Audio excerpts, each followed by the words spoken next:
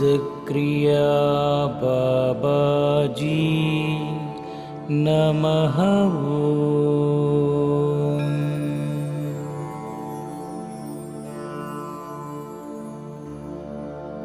ओम सिद्धक्रिया बाबाजी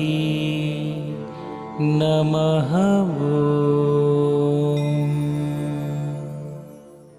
హరి ఓం గురుదేవ్ బాబా. పూర్వజన్మలో కలిసి జీవించిన వారిని ఈ జన్మలో గుర్తించగలరా? ఇది కూడా మంచి ప్రశ్నే, కానీ అంతగా అవసరం లేదు అని నా ఉద్దేశం. ఎందుకంటే పూర్వజన్మ, గతించిన జన్మ, గడిచిపోయిన జన్మ, రాబోయే జన్మ, వీటి గురించి సాధకుడు సాధకురాలు అనే వాళ్ళు ఎక్కువగా తీసుకోక్కర్లా. ఎందుకంటే అవన్నీ ఒక ఇన్ఫర్మేషన్. గత జన్మ గురించి లేదా రాబోయే జన్మ గురించి ఈ ఇన్ఫర్మేషన్ సేకరణే అవుతుంది కనుక అంతగా అవసరం లేదు. కానీ కొంతమందికి ఏమిటో వాటి మీద బాగా ఆసక్తి ఉంటుంది. అలాంటిదేదో ఉండి ఉండొచ్చు నువ్వు అడగటంలో. గత జన్మలో మనం కలిసి జీవించిన వ్యక్తులే ఇంకొక రూపంలో, ఇంకొక పద్ధతిలో, ఎందుకంటే అక్కడ కర్మలు వాళ్ళతో ఉన్న కర్మ మిగిలిపోతేనే ఈ జన్మలో వాళ్ళు మనతో పాటు, మనం వాళ్ళతో పాటు జీవించాల్సిన అవసరం ఉంది అనేది కర్మ సిద్ధాంతం మనకి చూపిస్తున్న విషయం. కర్మ సిద్ధాంతం అదే. గత జన్మలో విడిపోయిన తల్లిదండ్రులు, ఇద్దరు తల్లిదండ్రులు పిల్లలు ఈ జన్మలో వాళ్ళు తల్లిదండ్రులు పిల్లలుగా వస్తారు, పుడతారు, పిల్లలేమో తల్లిదండ్రులు అవుతారు.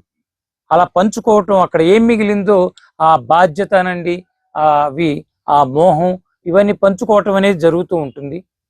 అందుకనే మనం గుర్తించటం అనే పదం వాడావు కనుక ఆ గుర్తించాలంటే సాధ్యమే. కానీ ఇక్కడ ఒకటే నేను చెప్పేది, ఏదైనా అతీతమైనది, అంత సులభంగా మనకి దొరకనిది, దానిని మనం గుర్తించాలి అంటే ఒక అతీతమైన సాధన చేయాలి. అతీతమైన సాధన చేస్తే అతీతమైన రహస్యాలు తెలుస్తాయి. ఎప్పుడో ఇంకొక దేహంతో, ఇంకొక సమయంలో, ఇంకొక జన్మగా జీవించిన ఆ జన్మ గురించి, ఆ జన్మలో ఉన్న వ్యక్తుల గురించి ఈ జన్మలో తెలుసుకోవాలంటే సాధన ఉంటే జరుగుతుంది. పాస్ట్ లైఫ్ రిగ్రెషన్ అని, పాస్ట్ లైఫ్, ఇవన్నీ చెప్తున్నారు, టెక్నిక్స్ వచ్చాయి. కానీ ఏదైనా ఎంతవరకు అది నిజం అనేది, అది మనం టెక్నిక్ ద్వారా తెలుసుకోవటం అనేది కొంతవరకే. అందుకనే నాకు గురుదేవులు హిమాలయాలలో నేర్పింది, చెప్పింది నాకు అర్థమైంది. నేనేమి వీటి గురించి ఏ రోజు జిజ్ఞాస నాకు లేదు. నాకు గత జన్మ వద్దు, ముందు జన్మ వద్దు, నాకు ఎవరున్నారు, వీళ్ళు కావాలి, వాళ్ళు కావాలని నాకు లేదు. ఎందుకంటే నాకు అర్థమైపోయింది, అది పూర్వజన్మ సుకృతమే. ఈ జన్మ వచ్చిందంటే ఈ జన్మలో ఏది ఎవరితో ఎంతగా ఎంత అనుభవించాలో, ఏ పద్ధతిలో అనుభవించాలో అది సహజంగా జరిపేస్తాడు భగవంతుడు. భగవంతుడు చక్కగా ఆయనే మోడరేట్ చేసేస్తాడు. ఆయన చూసుకుంటాడు ఆ కార్యం. అక్కడ వాడిని ఇక్కడ తీసుకొచ్చి వీడిని వాడికి చేసి ఇలా కలపటం, వాళ్ళ కర్మలు తీర్చుకోవటం, అది చేస్తాడు. మనం ఎలా ఉండాలి అంటే నిమిత్త మాత్రం సాక్షిభూతం అన్నారు. ఓహో, నాకు మగవాడిగా జన్మ వచ్చింది, బాలుడిగా పెరిగాను, తల్లిదండ్రుల దగ్గర పెద్దవాడిని అయ్యాను, చదువుకునే ఆ కర్మ ఉంది కనుక నన్ను స్కూల్లో చేర్చారు, చదువుకున్నాను, క్లాసులు పాస్ అవుతూ వచ్చాను. అది నేను చదివేశాను అనుకోవడానికి లేదు, నేను చదువుతున్నాను అనుకోవడానికి లేదు, నా ఇష్టంతో కాలేజీలో చేరాను అనుకోవడానికి లేదు. కర్మ కర్మ కర్మ కర్మలో ఉంటేనే ప్రతీది, చదువైనా, ఉద్యోగమైనా, వ్యాపారమైనా, సంసారమైనా, పిల్లలైనా, ఏదైనా కర్మలో ఉంది, జరుగుతుంది.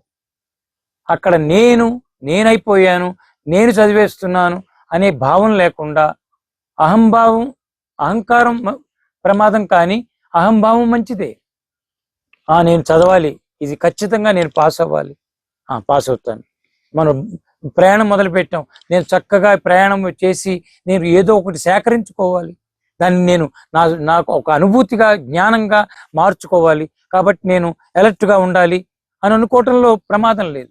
నేను హిమాలయాలకు వచ్చాను, నన్ను మించిన వాడు లేడు, నేను మొత్తం అసలు ఎవడు నాతో సమానం కాదు, నేను ఏ కొండెక్కినా అద్భుతంగా ఎక్కేశాను, ఇదంతా అహంకారం అవుతుంది.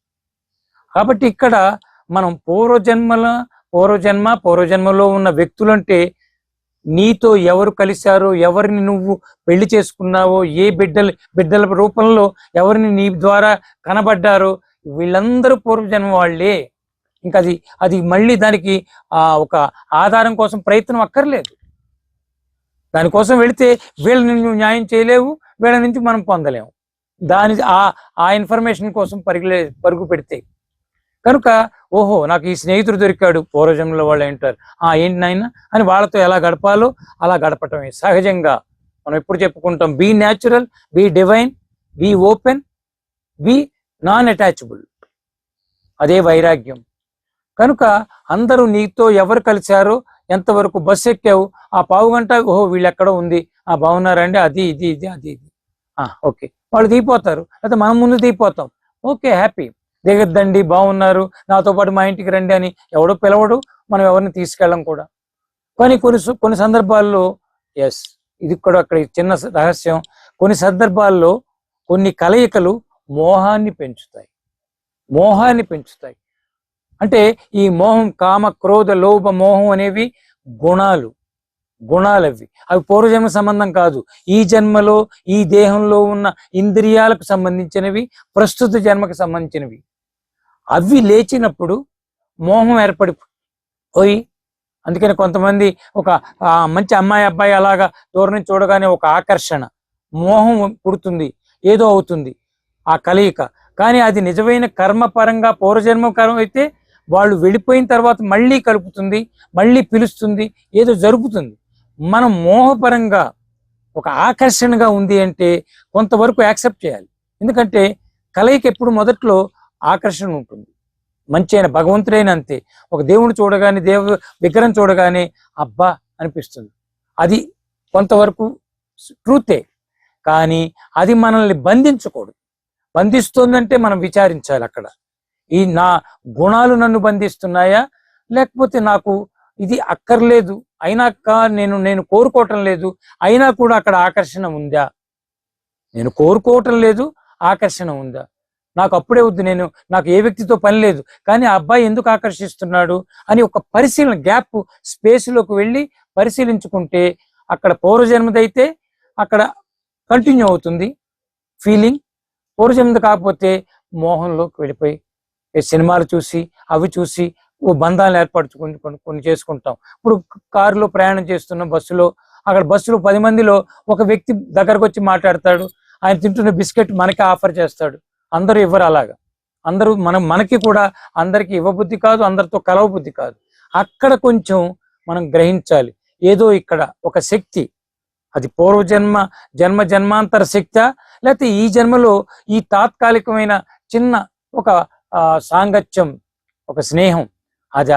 ఇవన్నీ ఏంటంటే ఎరుకలో ఉంటే, మనం డిటాచ్డ్గా ఉంటే అక్కడ పూర్వజన్మ బంధమా, ఈ జన్మలో ఆకర్షణ, ఈ ప్రస్తుతం ఈ ప్రయాణంలో ఒక సదుపాయమా?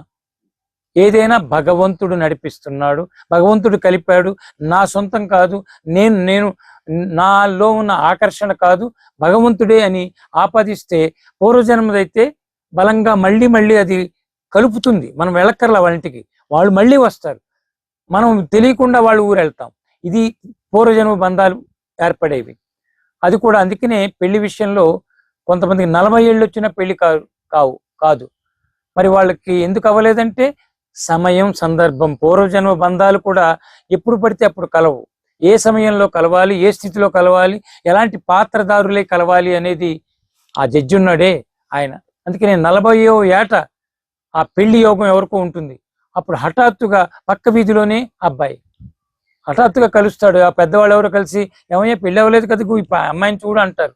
వాళ్ళు ఆ ఇంటికి వెళ్ళి, పక్క వీధిలో మంచి కుర్రాడు ఉన్నాడండి పాపం, సరిపోయింది ఇద్దరికి అంటారు. మరి పక్క వీధిలో సంవత్సరాల నుంచి ఉన్నా ఎందుకు ఇద్దరు కలవలేదు? అదే ఆ జడ్జి ఎవరైతే పరమాత్మ ఉన్నాడో ఆయనే కర్మజీవుల్ని, కర్మల్ని అన్నిటినీ పూర్తి చేయిస్తాడు. మనం నిమిత్త మాత్రంగా మనం అలా సహజంగా తీసుకోవాలి. నాది అనే ఆ బంధనంలో ఇరుక్కోకూడదు, మోహంలో ఇరుక్కోకుండా ఉంటే చాలు. అందుకనే ఆధ్యాత్మికంలో మొట్టమొదటిది నిర్మోహం రావాలి, రెండవది నిస్వార్థం రావాలి. ఈ రెండు వస్తే ఖచ్చితంగా మన చుట్టూ ఉన్నవన్నీ అవే. ఈరోజు మనం కలిసి ఇక్కడ ఇలాగ ఈ భూమిలోకి వచ్చాం, ఏదో ఉంది పూర్వజన్మదై ఉండొచ్చు, లేదు వచ్చే జన్మకి మెట్టుగా కూడా భగవంతుడు ఈ జన్మలో కలిపి ఉండొచ్చు. ఇలాంటివన్నీ అందుకనే మనం దేనిని దేనికి బందీ అవ్వకుండా, దేనిని నాది అనుకోకుండా మనం అలా సహజంగా వెళ్ళిపోయారా, బాయ్, కలిసారా, ఓ రా, అంతే. అక్కడికక్కడే switch off, switch on. Switch చేయటం, లైట్ వెలిగింది, ఆ లైట్ అక్కర్లేదు, లైట్ అవసరం లేదు, స్విచ్ ఆఫ్ చేసేసుకో. అలాగే జీవితాన్ని మనం జీవిస్తే ఖచ్చితంగా పూర్వజన్మవే అయి ఉన్నా కూడా ఈ జన్మని ఈ జన్మగా తీసుకోవాలి.